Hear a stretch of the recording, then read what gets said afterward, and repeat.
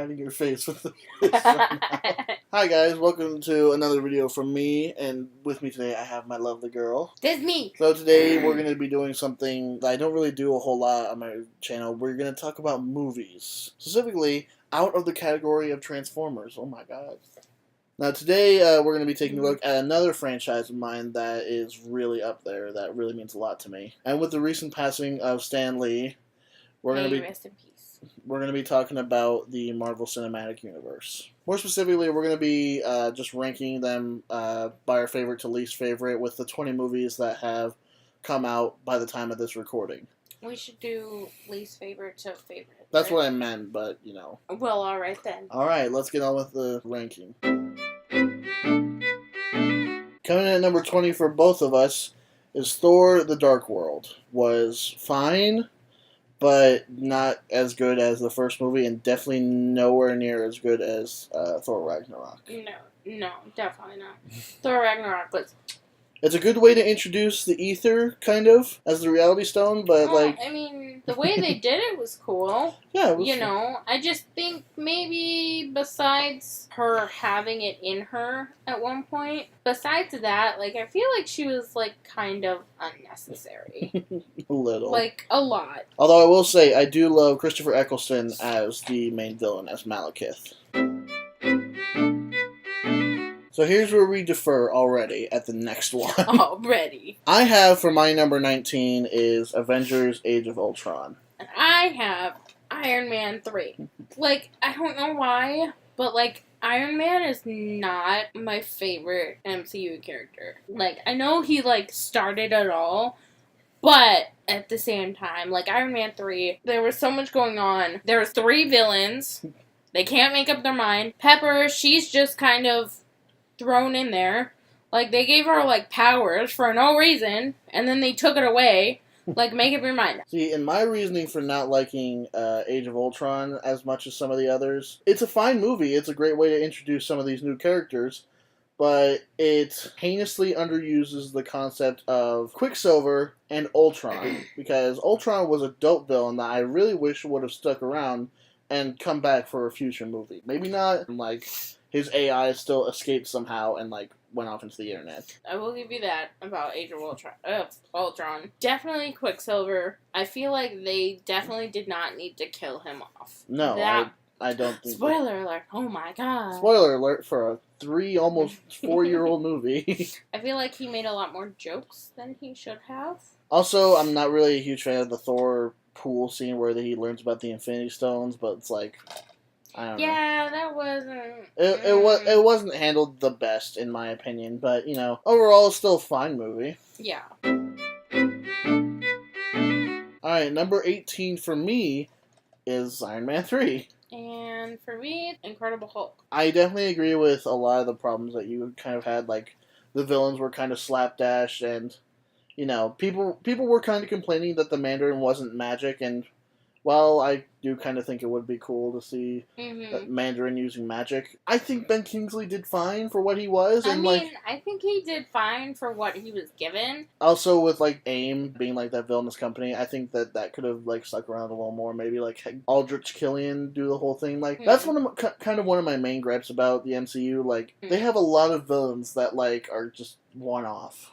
Yeah, so for mine, The Incredible Hulk. So I definitely prefer this more than Iron Man 3 and Thor: The Dark World. Problems I have with it, though, is, yeah, it's a really good movie, but at the same time, there are some, super cheesy things that happen in this movie. The whole Edward Norton and Liv Tyler thing. To be fair, though, Betty Ross was kind of, a pivotal character in the Hulk universe. I don't think it's necessary, though. Yeah. My whole problem with her in this movie is for the simple fact that all she is a love interest when she could do a lot more. With the scene where they figure out that, they can't have sex. Common sense would have been yeah, no, I can't do that, because obviously doing that causes your heart rate to go up. And, I didn't really like The Abomination. I actually really liked The Abomination. I thought it was alright, I know what you're going to say. This is something I was just saying the other night when I was on TV, and I say this a lot. Please bring back the leader. Like, I was really disappointed that they, like, set that up, and then they just haven't done anything with it. Didn't do anything with it. It's like 8-9 years. Why would you even set that up? You know what I mean? Like, it doesn't make any sense to me. I mean, it's not a bad movie. Definitely better than the Ang Lee Hulk. It's definitely a lot better than this. You know what's really funny? With how many, like, Easter eggs are in this movie, one could argue that actually is an MCU movie. Why? That's a large can of worms I'm not going to go into, so we're going to move on. Number 17 is going to be Thor for me. And mine is Age of Ultron. They do a lot of things really well. Yes, it has problems. Some of the jokes in the movie are not as funny. But, like, I really like a lot of things in this movie. Like, I like how they introduced Vision. Mm-hmm. Vision was really, really cool. I love Vision. I love... Paul Bettany is just a great actor. Yeah, he is. I really, really liked what they did with Scarlet Witch. I mean, yes, it would have been great to have, like, Quicksilver in there as well if they had developed his character more. Whereas Wanda, she was, like, on the more serious side. But with, like, Quicksilver being jokey, I think that's a good way for them to bounce off of each other. No, I getcha. By himself, it doesn't work. But with Wanda, like, being able to bounce off him, then, like, that's funny. But no, I really liked how they all, like, really became, like, a team and everything.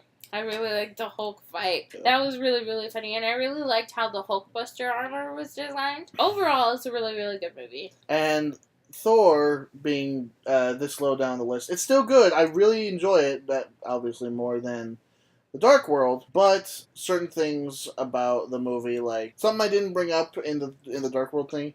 What's the other girl's name? Is it Marcy, Darcy, whatever her name is? It's not important. I know what you're talking about. You all know exactly who I'm talking about. That Yeah, that fucking girl. I hate her so much. Yeah. She's funny in a lot of other things. In the Thor movies, I fucking hate her so much. But yeah, like, it's a good introduction for Thor. Some things just don't really work. Like this movie is the introduction to Hawkeye. He does literally nothing. Yeah, I was kind of disappointed in that. I was kind of hoping he would do more. He would fire an arrow. But overall, it was really nice to get to see all these characters for the first time. A lot of these characters are really good. Decent movie. Just, there's some things that could have been handled better. Funny enough,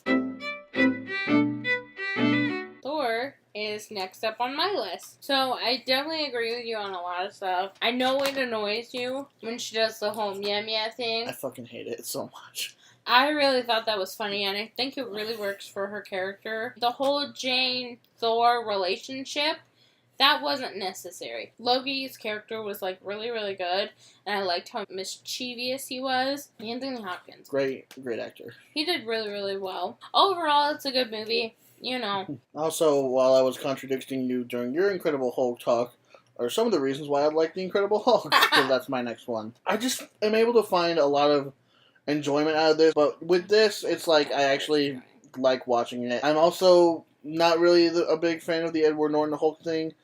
I just really wish that, like, we could have, like, some consistent characters, like, between Edward Norton and Mark Ruffalo. I prefer Mark Ruffalo. The same thing with, like, Rhodey, War Machine, in the Iron Man movies. I prefer Don Cheadle over Terrence Howard. See, I didn't mind Terrence Howard. No, he did a fine job, and so did Edward Norton. Really it's just like with the progression of where we're at now, it's like you kind of get a preference. But getting back to Edward Norton, he did a good job too. Mark Ruffalo just did a better job. Just pretty good in my opinion. Yeah. So for our number 15 now, I have Ant-Man and the Wasp. Cat has a phone. I have Iron Man 2! I really enjoyed Ant-Man and the Wasp when it came out earlier this year. Really good follow-up to the first Ant-Man. I really love what they did with Hope. Ant-Man and the Wasp was a little higher up for me, so I will... Well, if that's not to say, like, I don't like Ant-Man and the Wasp. I think it's a great movie, just like, there's so many hard hitters in the MCU. Yeah. But, like, they did a really good job with this movie. I really like what they did with all the characters, really. That mob boss villain, I didn't really like him. That was unnecessary.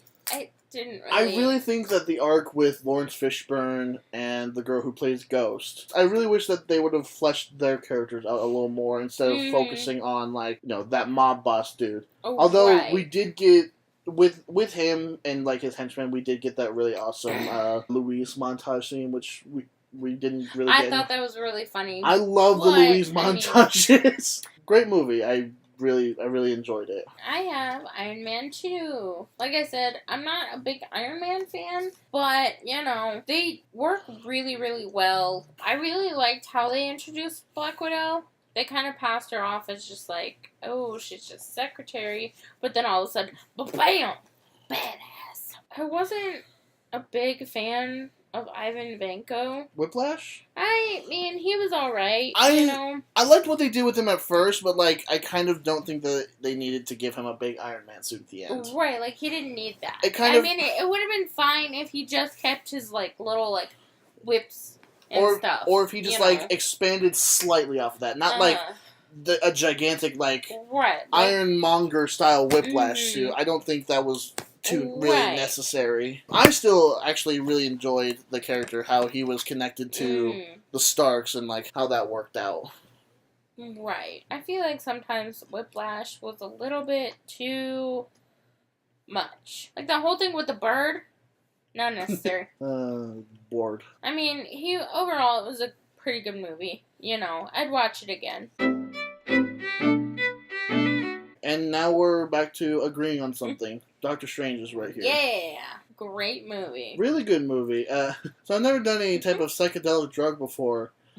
But if you do and you see this movie, prepare yourself. Don't do it. Or do. It'll be fun. I was definitely drunk when the very first time, you know, I was, like, drunk enough. It was, like, whoa. Even just, like, sober, it's still really Even whoa. sober, it's really whoa, but, like, if you're, like, under the influence of anything. But, yeah, first movie that gives us a clear indication of a magic type of thing. They did it really well. They introduced his, like, how he gets all his powers.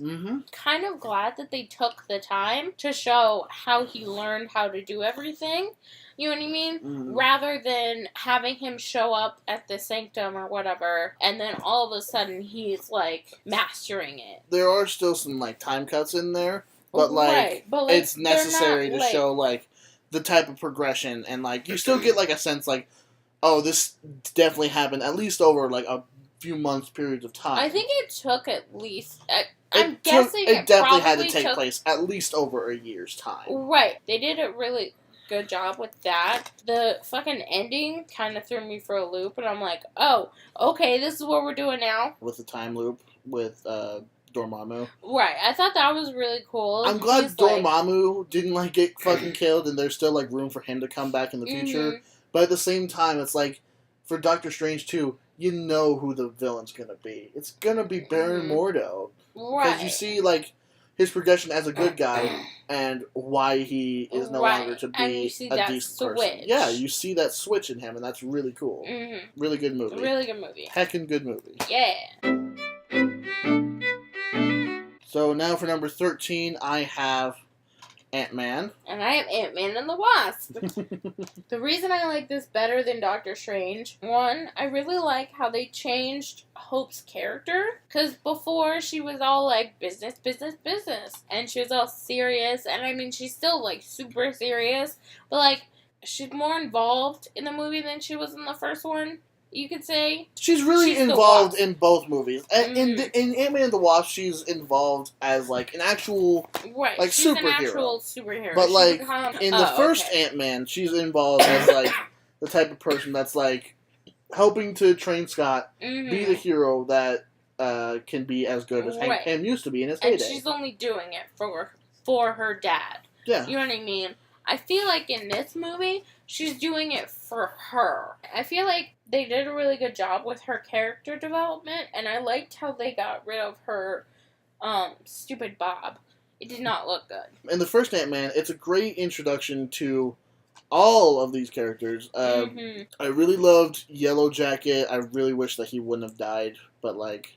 He was alright. He was a I good, feel like they hyped him up too much. maybe, but just to kill him. But still, you know what it's I mean? like, yeah, that's kind of a problem with that Marvel has. But like a villainous Ant-Man, I think that's really cool. Also, I definitely prefer the Ant-Man suit in this movie as more so than in Civil War and Ant-Man the Wasp. I don't know why. It's just I kind of prefer the Ant-Man suit in this movie. It just does it for me. It looks like really, really good. When it was first coming out, I was like, okay, that doesn't look like it's going to do too great. No, it fucking rules. Yeah, no, it's really, really good. It's like Guardians of the Galaxy when it first came out. It's a very pleasant surprise on how good it is. I also liked Michelle Pfeiffer's character. Her powers at the end are strange. I mean, at the same time, though, it kind of makes sense because she spent 30 years in there. Plus, it's a good way to introduce mutation into the MCU now with that Disney Fox deal. Right. Working itself out the way that we the fans want it to. I have Iron Man 2 for number 12. I have Ant-Man. We kind of already covered things that we liked and disliked with these movies. Although I will say, the War Machine suit that's in this movie, I think supersedes how it looked in the future movies. That's just mostly because, like, what Jon Favreau did with the designs in the first two Iron Man movies, with those designs with, like, kind of the angry eyes and, like, the auto body mouth type of thing. I love that. I think it looks really, really cool like that. The early Iron Man designs, like, the Marks 1 through 7 are the best. And then, like, there's the other ones that, like, kind of have their own thing, which are also really cool, but, like, I really love that. The fight on the racetrack, that was great. Especially with, like, the suit right here on the cover that he gets from the briefcase. That sequence was phenomenal. I really, really liked. I completely forgot about that. Yeah, no, I really liked how he just, like, kicks it open. Ant-Man, it was a great movie. It's just, they could have done other things better. Evangeline Lilly does not look good with a bob, especially that short. Like, it might have been fine if it was, like, a long bob. You know what I mean? But, like, I don't know why that bothers me so much. I guess I could have done without, like, this whole stepdad and, like, you know what I mean? Like, it would have been fine if he was, like, dealing with, like, Cassie having a stepdad. But the fact that they also made the stepdad a cop that was, like, trying to find him, I feel like that was a bit much. But maybe that's just me. But overall, it's a really great movie.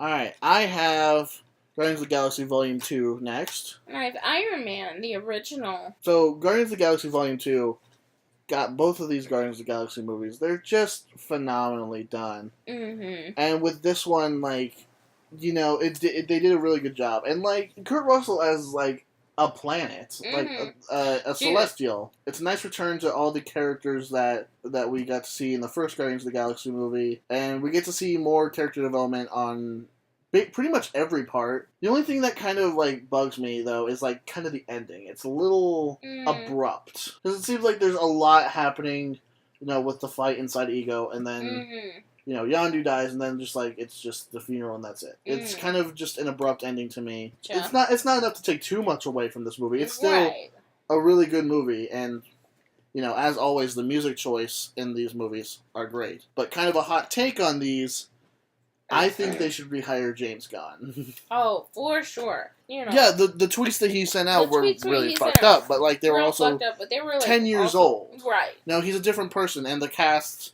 of both these movies can see, like, how good of a person he is, how well of a director he is. Right, and, like, they all put their necks out on the line. Oh, yeah.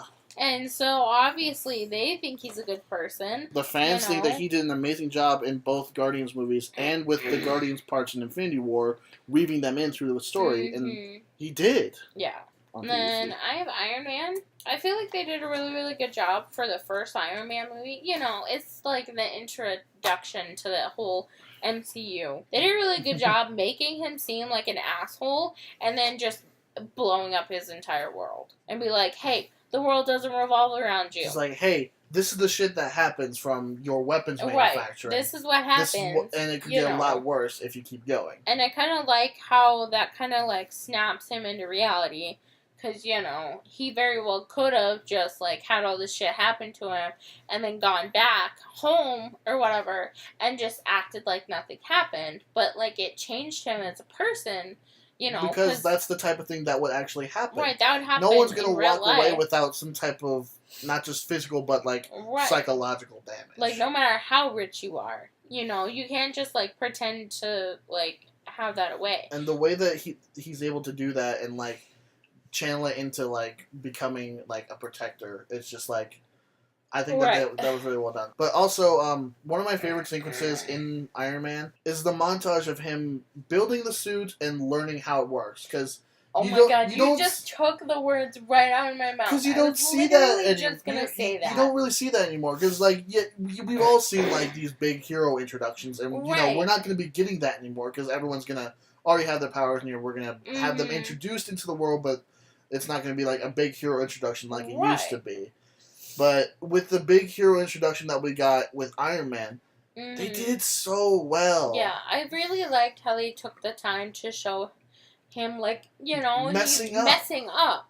Because they very well easily could have just been like, oh, he's a billionaire. He learned it right away. He's a billionaire. He can pretty much do anything. He can just pay for the suit to be built. You know what I mean? No. They easily could have had shown him, like, paying somebody else to build the suits. But the fact that he built the suit himself and was, like, doing tests, you know what I mean? He like, took the time to test it and, like, find where, like, he needs to, where to be to perfect it. It's just, like, they handled it really well. Right. This was the best way to kick off an entire, like, cinematic universe. And funny enough, for our next ones, they're just switched. And we pretty much covered everything that we really liked about those, so. I really like how Yondu changed as a person in this one, though. I also really love his big fin. Mm-hmm. That was our number 10. Now that we're in our top 10 with the last one, everyone, we're going on to our number 9. I have Captain America, the First Avenger.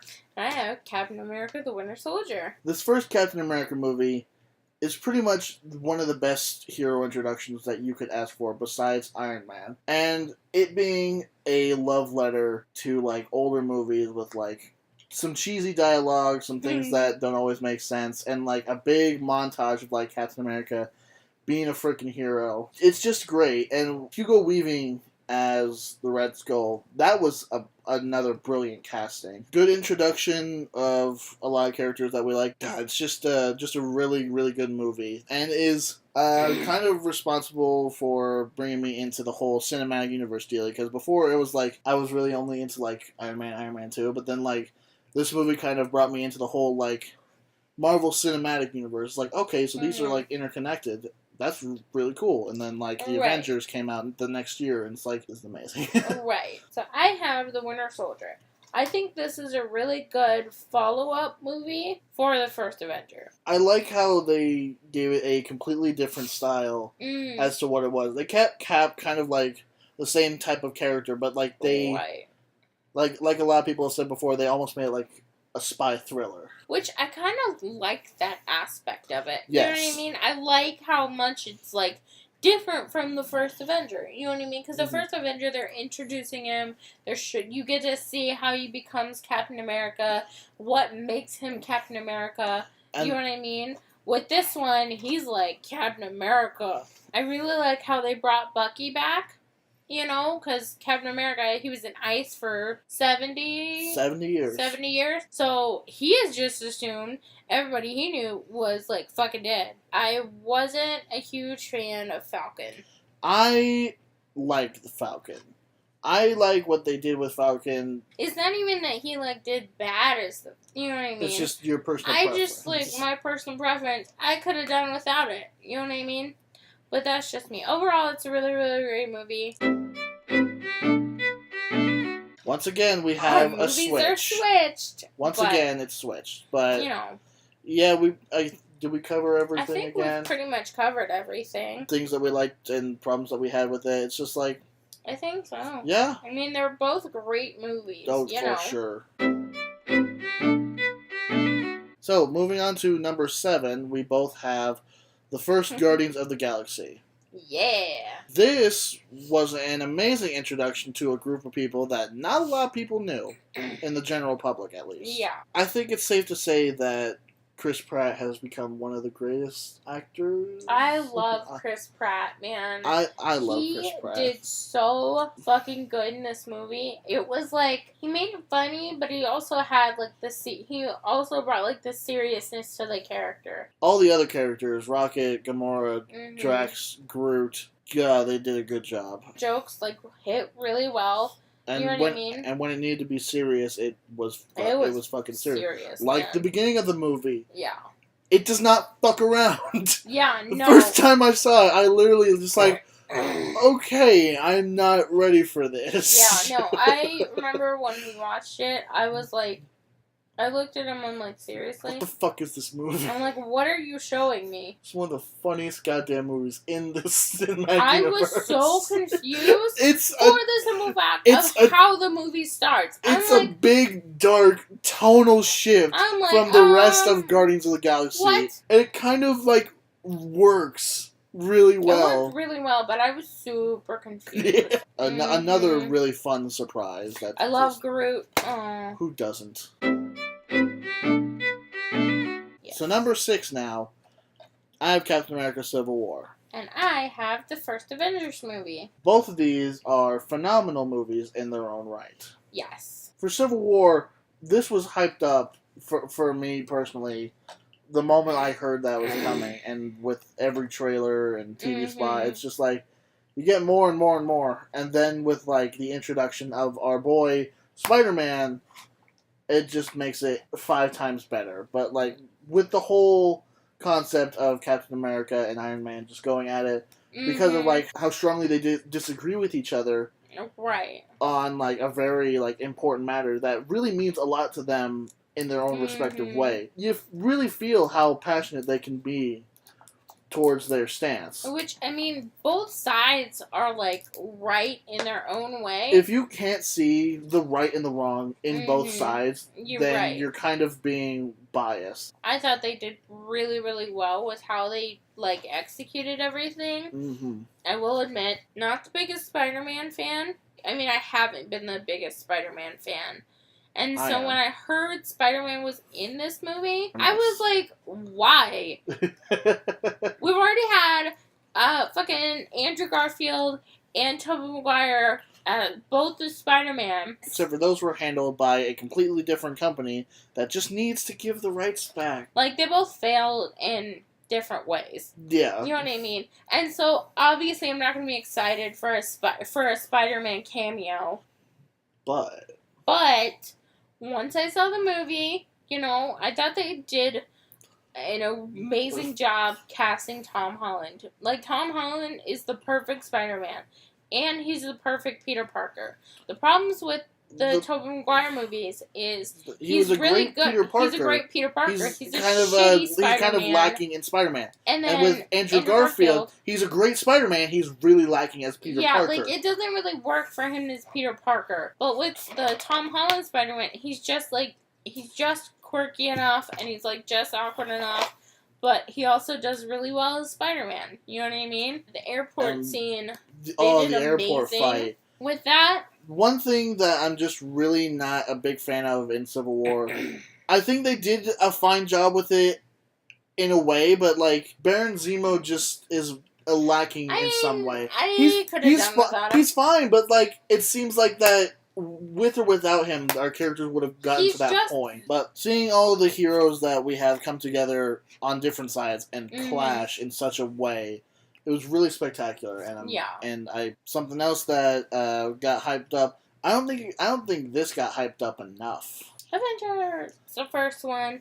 It's the one where we get to see all of them together. It's something that hadn't been done before for its time. Where you see so many heroes together. Yeah. Like, granted, 6 is not a lot, but still. Well, it's like a lot of characters to like deal with, like on like a decent character level, as well as, like, giving them a decent amount of screen time level and, like, being able to handle all of that. But the good news is they had all had screen time. My favorite scene is where Hulk flings Loki like a ragdoll. That's really funny. They have some amazing They and have a quotable lot lines of really in the Avengers. good. Also, this is the first movie that Mark Ruffalo is the Hulk. Yeah. He's the better Hulk. He's the better Bruce definitely Banner. the better Hulk. I definitely liked how they tied in the other one, though. Yes. To make it seem like, yes, this is just to confirm. Yes, this is the right, same. to differentiate It's like, from thanks, but last time I was in Ang New York, I broke Harlem, which... Right, and then the whole bullet thing, or whatever. Oh yeah, the deleted scene with that. I really liked that. It was all done really, really well. It's a really well done movie, and for what it is, it's really, really, really good. Yeah, it's definitely, like, one of the best MCU movies. 6 for you, but 5 for me. Yep. And we switched again. Again, we really talked about all the good stuff that we had. I think we covered everything. Oh, I forgot about Black Panda. I sure forgot about Black Panda. That Civil War is the first movie that shows off Black Panther as a character. I definitely was him. not thinking about, like, all the other stuff. This is the start to our top 5. Number 4 for me is Thor Ragnarok. And bam! Homecoming for me. Thor Ragnarok is the best Thor movie. I feel like that there was kind of a slow progression in each of the Thor movies and the Avengers movies that kind of shows Thor loosening up a bit from where he was in the first Thor movie. Like, he's still kind of there, but like at the same time, not as bad. He's a fucking goofball, and that's awesome. It's something that you wouldn't think would work for Thor, a Norse god. But like, I really liked the beginning of Ragnarok. I wasn't expecting that. You know what I mean? I was expecting, like, some sort of action sequence, which, I mean, we got. You know what I mean? But I wasn't expecting the comedy. No one was expecting the comedy, and no one was definitely expecting the immigrant song, and how well that worked. I love that song so much. And it being integrated a second time at the end of the movie. Holy crap. Something else that was really good in here, something that was, again, really strange to incorporate into a Thor movie, the Planet Hulk storyline. It's something that you wouldn't think would work, but the way that it was written and the way that it's played out, it works so well. Yeah, I really like how they reincorporated the Hulk back into it, because we hadn't seen the Hulk since the end of Age of Ultron. But it works really, really well. Taika Waititi, please keep making Marvel movies. You did a great job. Really good. And for my pick, I have Spider-Man: Homecoming, which is a great Spider-Man movie. The best Spider-Man. One of the best Spider-Man. The best Spider-Man movie. I really like how they incorporated, like, Ned's friends and everything. And I'm really, really glad that MJ, she wasn't his love interest. You know what I mean? I feel like that she kind of might be in Far From Home. But, like, at the same time, I don't think she will be. You know what I mean? Because it's just, like...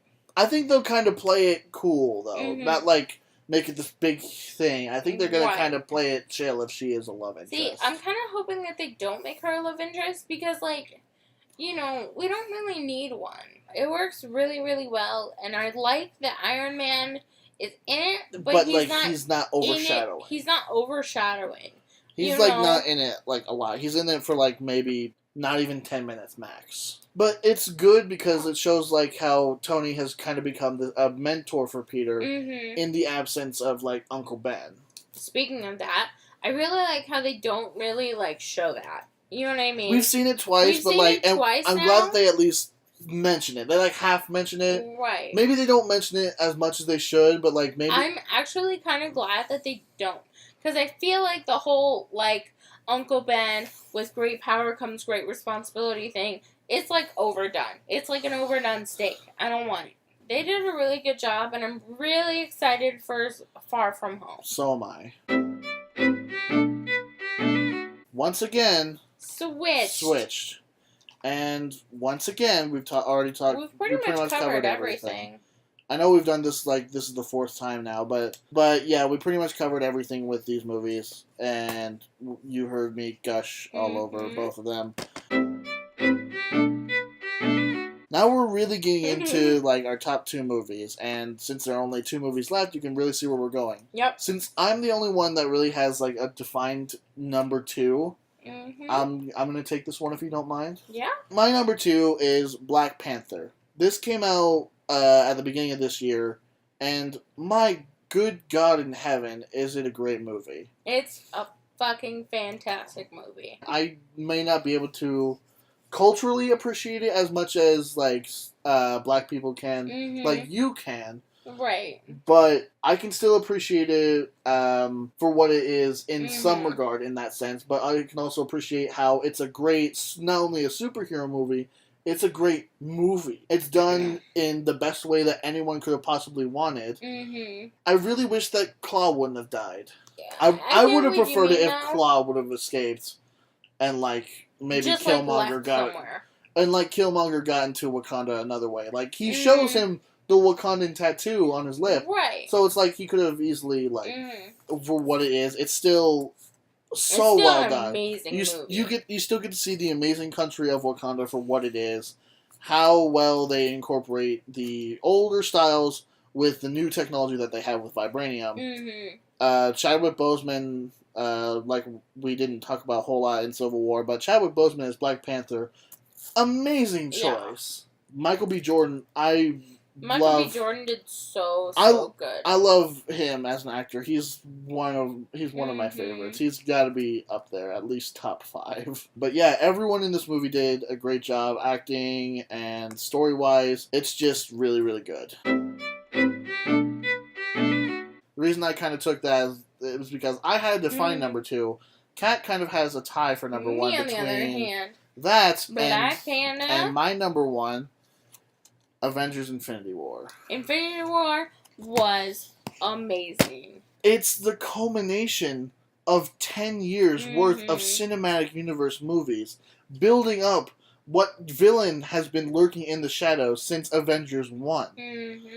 It's all done so brilliantly because you get, like, this creative team of everyone who works at Marvel Studios, including James Gunn for the Guardians. When it's jokey, you laugh. When it's time to, like, prepare for something, even you as an audience member prepares. And then at the end, with a single snap, you feel your soul being just ripped out of you. Again, spoilers. Major spoilers for Infinity War. If you haven't seen Infinity War, we're gonna talk about it. We're gonna talk about it. It's an emotional roller coaster, but it's completely understandable because it's a culmination of 10 years. And, like, you know what I mean? And the way that it's directed by the Russo brothers, I've heard this said multiple times before that it's the empire of the MCU. It really kind of is because it leaves you with, like, this feeling of, like, incompleteness. And it's like anticipation for the next movie. By the end, when the credits start rolling, literally, me and her just looked at each other and just like, what? Yeah. Which is the reaction that a lot of people had. Like, that's how you end the movie? Yeah. It hits you hard, man. And you feel like what all the other characters are feeling like. When like Bucky being the first one to go, seeing him fade away, you just like are in Cap shoes, walking up with him, just like, what the fuck is happening? And then seeing all those other people. And the most gut-wrenching one will always be Spider-Man. Spider-Man, R.I.P. man. And that was improvised. Remember I told you that? Oh, Tom Holland. That's the worst part. When he told me that, I'm like, seriously? Tom Holland you is need playing with our an award for that. Really big props to the main villain. Josh Brolin, you did an amazing job as the Mad Titan. So good. And it's just the acting on everyone's part, the directing, the editing, the set pieces, just everything in this movie is phenomenal. Yeah. And I mean, don't get me wrong, it definitely has some flaws, every but movie has flaws, not but like a lot. But yes, number 1 for me and tied at number 1 for Kat is Avengers Infinity War, and in all honesty, that's kind of what it was going to be the whole time. Yeah. All of the other movies, it's just been a culmination leading up to the big fight. You know what I mean? And the big fight's still not even over. Right, and it's not even over. Which is kind of awesome to me. And when May comes around, the beginning of May, we're gonna be there. We're gonna be there. Just like all of you are gonna be. Just like how all of you are gonna be there too. But I think that's pretty much all we really want to talk about. I think that's it. I Thank think you we covered everything. Thank you so much, sweetie, for joining me on this You're video. welcome. It was so much fun getting to like revisit all the movies. This has Mhm. been a while since we've like revisited them. Yeah, I think that's pretty much it. So I think so. thank you all so much for watching. This has been 01 Trans Fan and Kat. Thank you all so much for watching, and we'll see you all next time. Take it easy.